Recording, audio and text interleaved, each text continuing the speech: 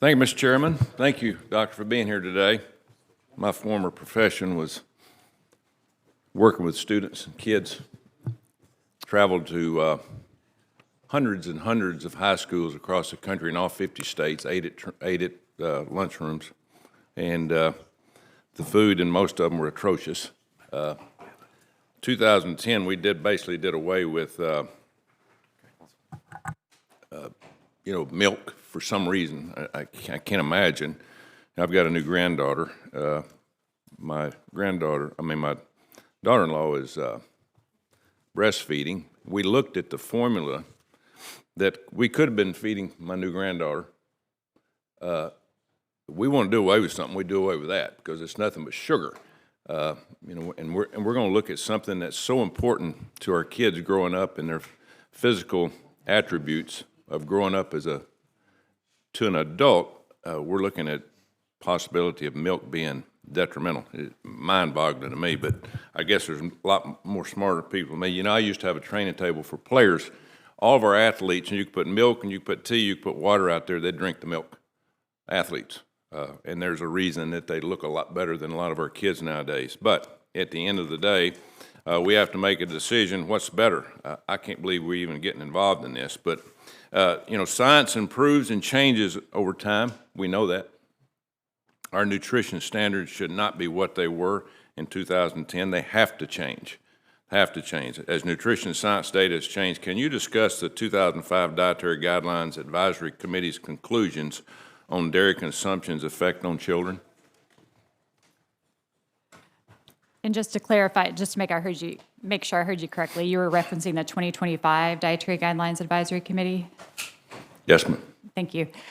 The 2025 Dietary Guidelines Advisory Committee did an extensive review. They are convened as an external advisory committee, and the 2025 committee had 20 members.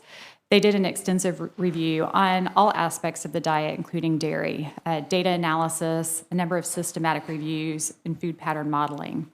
At the end of the day, they looked at a lot of new evidence. There is evidence that's looking at food sources of saturated fat, so dairy that has different amounts of saturated fat, these different types that are exactly the conversation today. They also did a number of food pattern modeling analyses to look, and what that does is looks to what happens if you change the amount of dairy in a pattern. At the end of the day, they found that you can't reduce the amount of dairy in a dietary pattern, that the amount that's recommended still holds, and that's in large part because of all the nutrients that dairy provides. It's a good source and the major source of calcium, vitamin D, and about a dozen other nutrients in the diet. At the end of the day, there are recommendations to the departments, and I'll note that that's advice to the departments for informing the next edition of the dietary guidelines, but their advice was to maintain the current guidance.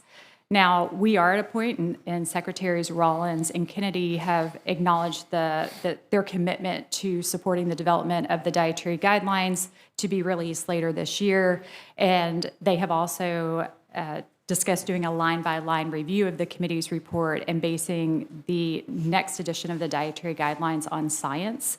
So there will, I expect, be a lot more discussion related to the topic of dairy as well as other aspects of the diet.